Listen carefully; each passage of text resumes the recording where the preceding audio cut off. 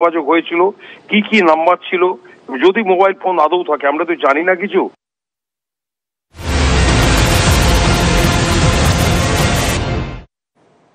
আসি পরে খবরে। বাঘাযতীন, কামারহাটি, ট্যাংরার পর আবার বাগুইহাটি, এবার আবার হেলে পড়লো বাড়ি। বাগুইহাটি জগৎপুরে হেলে পড়লো পাশাপাশি একটি নয় দুটি বাড়ি। একটি বাড়ি হেলে পড়েছে ল্যাম্পপোস্টের ওপরে। জলা জমি বুঝিয়ে বেআইনি নির্মাণের অভিযোগ পুরসভায় লিখিত অভিযোগ করেছেন স্থানীয় কাউন্সিলর।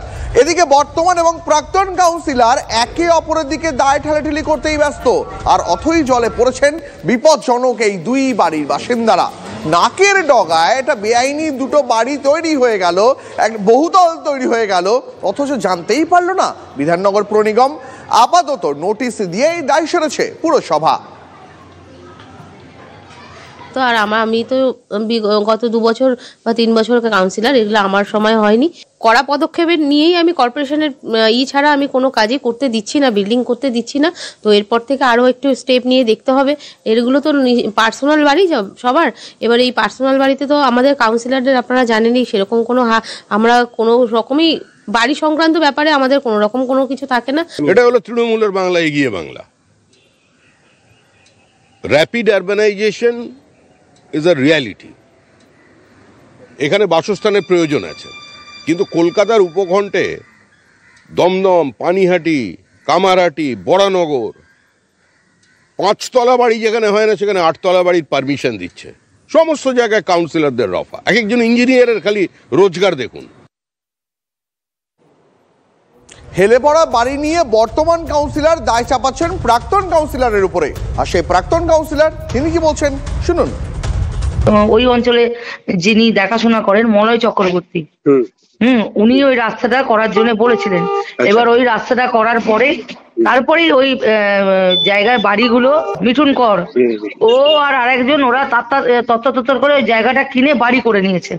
কিন্তু সেটা আপনার আমলে হয়নি, ওটা পরের কাউন্সিলের আমলেই হয়েছে। মলয় চক্রবর্তী সব জানে ব্যাপারটা, আমার সময় হয়নি। আমার সময় খবর পেতাম, আমি তো করতেই দিতাম না। পুকুরের উপর কোনো বাড়ি আজ পর্যন্ত করতে দিইনি।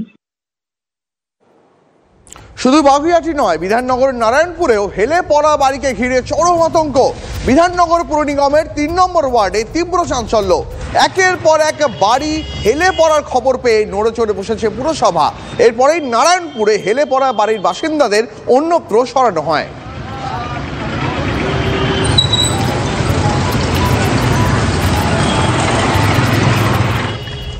বাগুইহাটি বিধাননগরের ছবিতে দেখালাম। ট্যাংরা, যেখানে গত কয়েকদিন আগেই বাড়ি হেলে পড়েছিল সেই ছবি দেখিয়েছিলাম। সেই বহুতলে 3 দিনের মধ্যে সেখানকার বাসিন্দাদের বাড়ি খালি করার নির্দেশ দিল পুরসভা। আচ্ছা, কার গাফিলতি, কার দায়ে, কার জন্য স্বাধীন হয়ে যাচ্ছে এই 13টা পরিবার?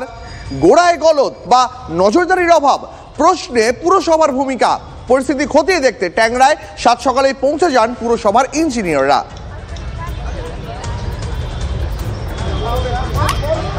আপনারা দেখতে পাচ্ছেন সেই ছবি। এখানে ট্যাংরায় সেই হেলে পড়া বহুতল, একটা নির্মীয়মান বহুতল হেলে পড়েছে, আর একটা বহুতল যেখানে বাসিন্দারা থাকেন তার একেবারে গায়ের ওপরে।